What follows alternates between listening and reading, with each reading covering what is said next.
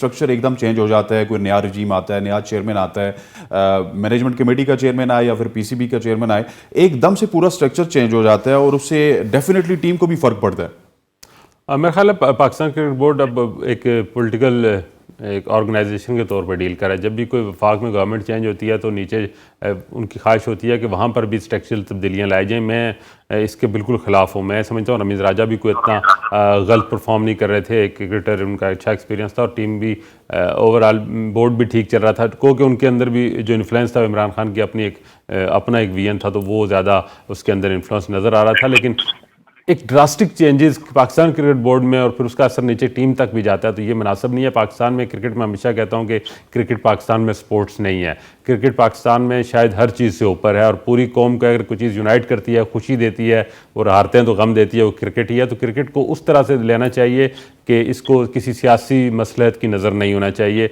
और इस जो पॉलिसियों का कंटिन्यूटी है, तसलसल, वो क्रिकेट में रहना चाहिए ताकि पाकिस्तान क्रिकेट टीम और क्रिकेट बोर्ड जो है वो बेहतर परफॉर्म करे।